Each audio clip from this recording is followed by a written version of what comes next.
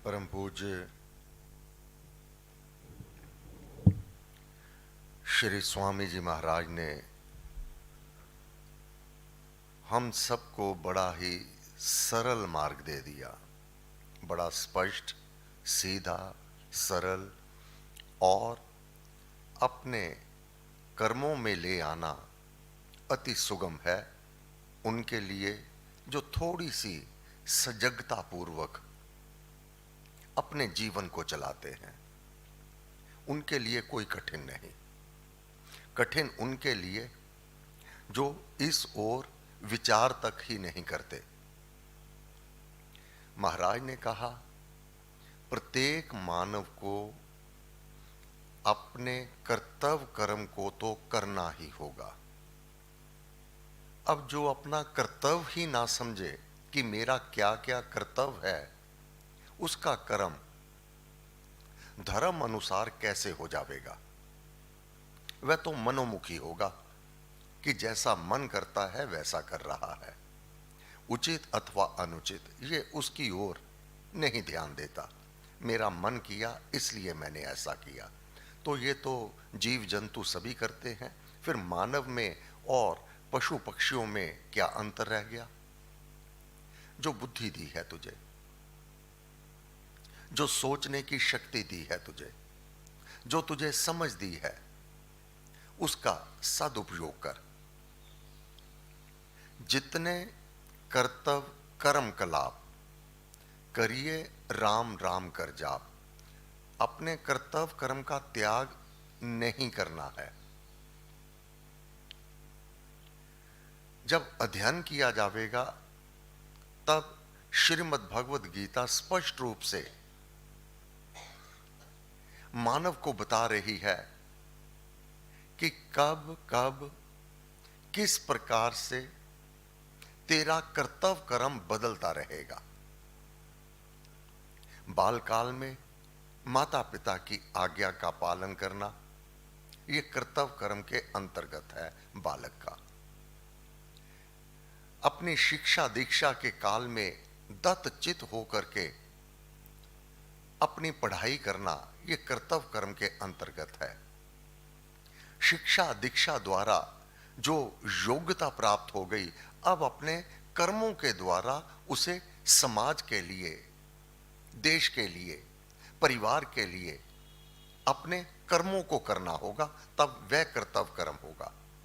इसी प्रकार जन्म लेते ही जो कर्तव्य कर्म माता पिता के लिए है, भाई बंधुओं के लिए है, बढ़ती आयु में पति और पत्नी के रूप में है, और परिणाम स्वरूप जो संतान की प्राप्ति है, उन सभी के प्रति अपने अपने कर्तव्य कर्म का पालन करना। फिर जिस जाति में, जिस धर्म में तुम्हारा जन्म है, जिस समाज में है, जिस देश में है, उसके प्रति जो जो तेरा कर्तव्य कर्म है, इसके साथ साथ अपने ज्ञान को वर्धन करना, अपने ज्ञान को बढ़ाना, सद्ग्रंथों का पाठ करना, शुभ कर्म करना, सेवा करना, परहित परोपकार करना। क्यों करना? ये अध्ययन करके समझ आ जाता है कि मेरा ये कर्तव्य कर्म के अंतर्गत है, उसी के अंतर्गत नाम का जाप है।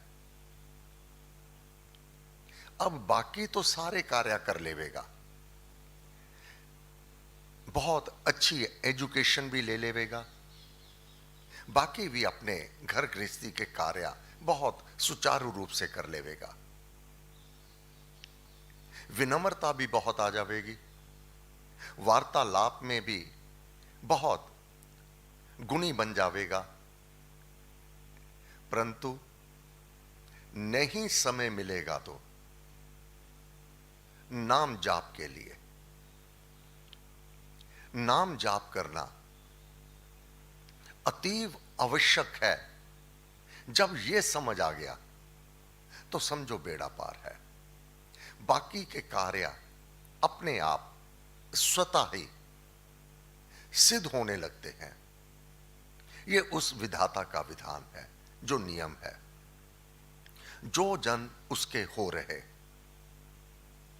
जो भी उसके हो जाते हैं, जो जन हरि के हो रहे, हरि की करते काज। महाराज ने यही कहा ना, जितने कर्तव्य कर्म कलाप करिए, राम राम कर जाप।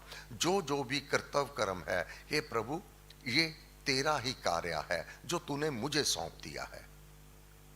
कार्य तो तेरा है, परंतु तूने मेरे ऊपर कृपा कर दी, ये सेवा मुझे दे दी।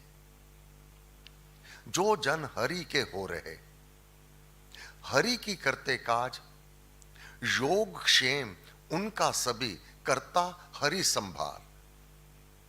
मेरे भक्त को क्या चाहिए, कब चाहिए, कितना चाहिए, इसका विधान वह परमपिता परमात्मा आप करने लगता है। ये अनुभवगत वार्ता है। पहले तो केवल इन श्लोकों को पढ़ा, पहले इन श्लोकों को समझा, परंतु जब इसको अपने व्यवहार में ले आया, जो भी मानव, अब उसके अनुभव हो जाएंगे कि मांगने की भी आवश्यकता नहीं पड़ती। वह परम पिता परमात्मा पहले ही विधान कर देता है और हर प्रकार की बाधा विघ्न वास्तव में सम्मुख आती ही नहीं, पता भी नहीं चलता कि कब अपने कर्मों का फल प्राप्त कर चुका, बाधा के रूप में, विघ्न के रूप में वह हवा के झोंके की तरह सम्मुख आता है और उसी क्षण उसमें से मानव बाहर हो जाता है। किसके सदके, किसके प्रताप से, कौन सी शक्ति से? नाम जाप की शक्ति से। जिस दिन मानव को यह समझ आ गया, एक नाम जाप मैं कर लूं, वह भी लगन से, प्रीति से, श्रद्धा से, भक्ति भाव पूर्ण भावना से, पूरे विश्वास से एक ये कर लेवे, बाकी के कार्य देव आदि देव स्वयं करने लगता है। वह तो आगे पीछे जननी मां की तरह अपने बच्चे को पालने पोषण में, उसका देख रेख करने में लग जाती है। मां स्वरूप है वह, उसकी विशेषता, उसकी सुंदरता। जिस प्रकार मां अपने बच्चे के पीछे पीछे उसके खान पान के लिए, उसके वस्त्रों के लिए उसका ध्यान रखती है, इसी प्रकार वह जगदम्बे मां, वह परमपिता परमात्मा अपने शरणागत का, जो उसके साथ जुड़ा हुआ है, जो उसका नाम का जाप करता है, वह सदैव अपने भक्त की, अपने शरणागत का रक्षा भी करता है, पालन पोषण भी करता है और उसके सभी कार्य स्वयं करने लगते हैं। अब जो कठिनाई आती है वो अपनी इंद्रियों की है। ये अंग परमपिता परमात्मा से प्राप्त हुए हैं, सभी इंद्रियां, और इंद्रियों में राग द्वेष विद्यमान रहता है। इंद्रियां, कर्म इंद्रियां, आंख, कान, जीवा, त्वचा, ये सब, ये पांचों ज्ञान इंद्रियां और पांचों कर्म इंद्रियां गीता का सिद्धांत है। इसमें राग द्वेष विद्यमान है। अब एक कार्य और रह जाता है साधक का, वह है इन इंद्रियों पर जो राग द्वेष इसके ऊपर अपना आक्रमण करते रहते हैं। इनका स्वभाव है, ये अपनी स्वभाव में ही वर्तती हैं। आंख का स्वभाव है देखना, कोई नहीं रोक सकता। अब उचित और अनुचित स्वरूप को देखना आंख तो देखेगी, परंतु उसका प्रभाव बहुत गहरा होगा। जैसे हनुमान जी ने रावण से कहा, हे दुष्ट, तूने माता सीता की सुंदरता को देखा, तूने देखा और तेरे मन में विकार आ गए कि ये मेरी हो जावे। ये आंखों का, ये आंखों से ही देखा ना, वह सुंदरता अगर सात्विक वृत्ति नहीं है तो मन में विकार आवेगा। और अशोक वाटिका में हनुमान जी ने कहा, मैंने भी देखा, परंतु मेरे नेत्रों ने, मैंने दर्शन कर लिए, पाया पुण्य महान। उस देवी के मैंने दर्शन किए, तूने देखा। आंख का विषय है देखना। अब किस भाव से देखा जाएगा, इसको सिधाना है, क्योंकि आंख का ये तो उसका विषय है। ये फिर कानों का विषय सुनना है। चाहे तो सत्संग में बैठ करके भजन कीर्तन प्रभु के गुणगान सुन लो, चाहे गाली गलोच, कान तो दोनों ही सुनेंगे, परंतु दोनों का गहरा प्रभाव होगा।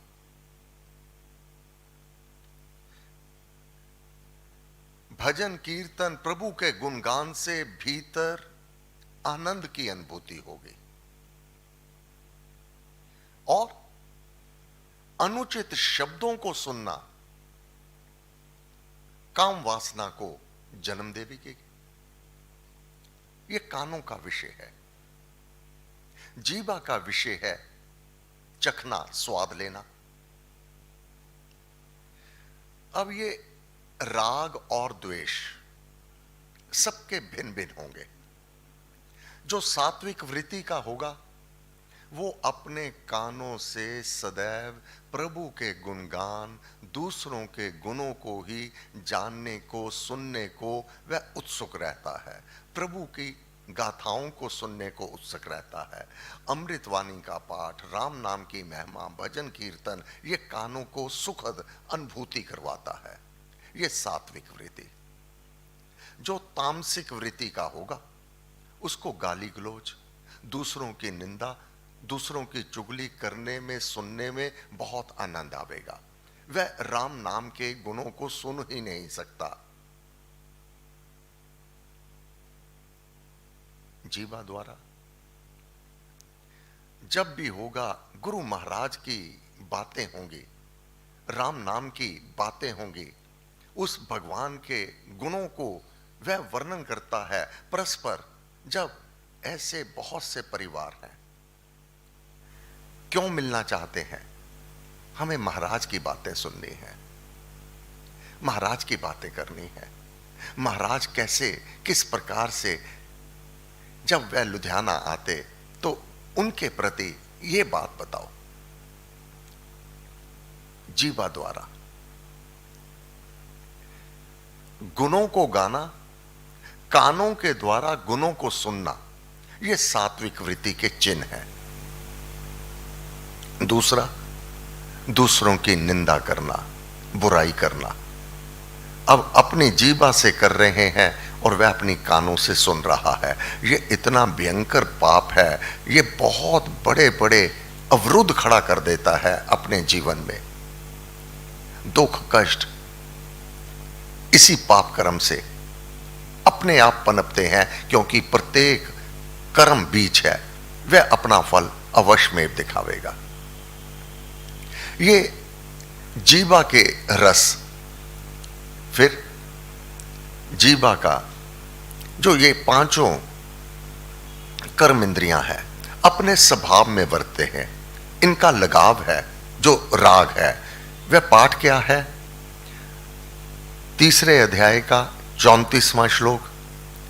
इंद्रियों और इंद्रियों के विषयों में राग द्वेष रहता है। विवेकी को चाहिए कि उनके वश में ना पड़े। ये दोनों विषय रहते हैं, राग भी और द्वेष भी, कि उनके वश में ना पड़े, क्योंकि वे इसके शत्रु हैं। किसी के लिए भी स्वभाव सिद्ध क्रिया का त्याग देना असंभव है। अब स्वभाव सिद्ध, अब जीवा का स्वाद लेने का भी कार्य है। खट्टा, मीठा, कड़वा, ये तुरंत। राग क्या है इसका? मीठे का। एक बच्चे को भी सोया हुआ है, उसको कोई मीठी वस्तु को, शहद को उसके होंठों पे लगा दो, थोड़ा सा जीवा उस तक पहुंच जावे तो वह लपालप उसको खाने लगेगा सोया हुआ। क्यों? राग है मीठे के साथ जीवा का। वह सोया हुआ भी, अब वह कर्म इंद्री सोए हुए भी काम कर रही है, राग है मीठे के साथ, उसको अनुभव कर रही है। सोया हुआ बच्चा भी उसको लपालप चाटने लगता है। और वहीं कोई दवाई, कोई कड़वा छोटा सा ड्रॉप उसके होंठों के पास ले जाओ जो कड़वा होगा, तो जीभ ज्यों ही उसको चखेगी, रोता हुआ बच्चा उठ बैठेगा।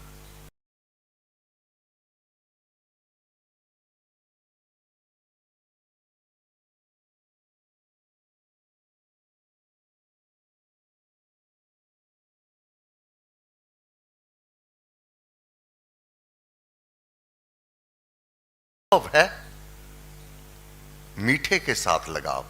अब यही जब बड़ा व्यक्ति अधिक मीठा खाना लगे तो वह रोगों को निमंत्रण करता है। महाराज ने कहा उस पर नियंत्रण करना होता है। ऐसा नहीं कि ये मीठा है, ये बहुत स्वादिष्ट है, अब इसको कितना भी खाते रहो, वह पेट खराब कर देवेगा, स्वास्थ्य खराब कर देवेगा। क्या है?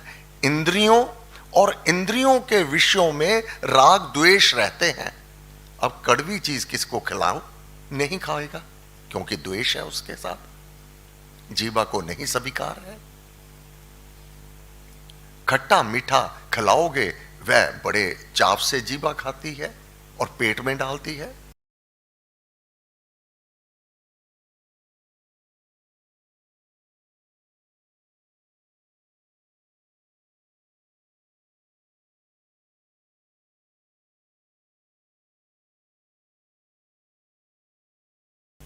ये बुराइयों के भाव ये तुम्हारे लिए हानिकारक है, तुम्हारी आत्मा को अधोगति को लिए जावेंगे।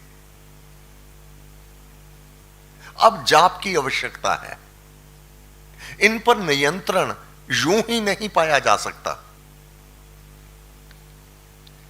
वह जाप बल देता है, वह शक्ति देता है, जिससे इंद्रियां और इंद्रियों के जो विषय हैं उनके प्रति समभाव हो जाता है। अब नासिका, नाक का विषय है, सूंघना, दुर्गंधी अथवा सुगंधी। दुर्गंधी से इसका द्वेष है। कोई भी मानव सोया हुआ भी होवे, अगर फूलों की खुशबू उसको, तो वह आनंदित होता रहता है। सोए हुए व्यक्ति के मुखमंडल पर मुस्कुराहट आ जावेगी। कहीं आग लग जावे, गैस का सिलेंडर खुला रह जावे, नासिका, सोए हुए नासिका, वह सुगंधी लेते ही मानव उठ जावेगा कि कोई भयकारी कार्य हो रहा है। ये इसके विषय हैं। दुर्गंधी एक क्षण के लिए भी नहीं चाहता। कोई कपड़ा नहीं है तो हाथ से ही नाक बंद कर लेवेगा, और सुगंधी के लिए ललायत रहेगा। महाराज ने कहा इंद्रियों और इंद्रियों के विषयों में राग द्वेष रहते हैं। विवेकी को चाहिए कि उनके वश में ना पड़े, क्योंकि वे इसके शत्रु हैं। किसी के लिए भी स्वभाव सिद्ध क्रिया का त्याग देना असंभव है। इन कर्म इंद्रियों के जो स्वभाव है, इसका त्याग तो कोई नहीं कर सकता। हर इंद्री का रस उसको प्राप्त अवश्य हो जाएगा, परंतु उसमें लालायत हो जाना, उसके बिना ना रहना, यह महाराज ने कहा। उसके लिए ललायत नहीं हो जाना। इसलिए करना यही चाहिए कि बाहरी वस्तुओं के देखने, सुनने आदि से उनमें जो राग, गाढ़ प्रीति हो जाती है, उसके बिना रह ही नहीं सकते। और जो द्वेष भाव बढ़ जाता है, मनुष्य उनके अधीन ना हो, अपने आप को उसका दास ना बना लेवे, उनको दमन कर रखे, क्योंकि ये राग द्वेष कर्म योगी के बड़े वैरी हैं, उनको सन्मार्ग से भ्रष्ट करने वाले हैं। ये विषय इंद्रियों के सन्मार्ग से भ्रष्ट करने वाले हैं। समय पूरा हुआ।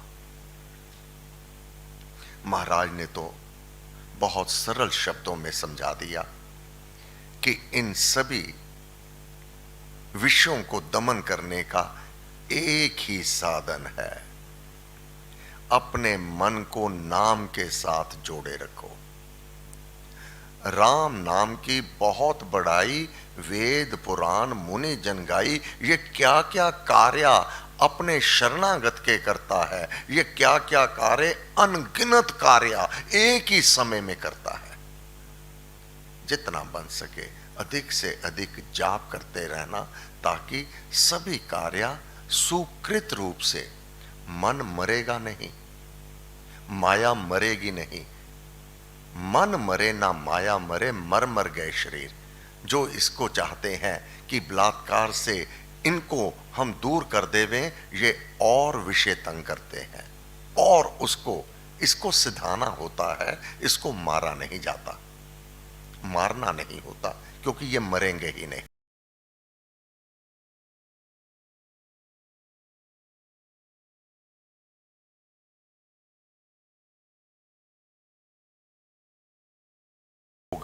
करके उसके ललायत नहीं हो जाना, उसका दास नहीं हो जाना। सर्वशक्ति मते परमात्मने श्री रामाय नमः। सर्वशक्ति मते परमात्मने श्री रामाय नमः। सर्वशक्ति मते परमात्मने श्री रामाय नमः। सर्वशक्ति मते परमात्मने श्री रामाय नमः। सर्वशक्ति मते परमात्मने श्री रामाय नमः। सर्वशक्ति मते परमात्मने श्री रामाय नमः। सर्वशक्ति मते परमात्मने श्री रामाय नमः। सर्वशक्ति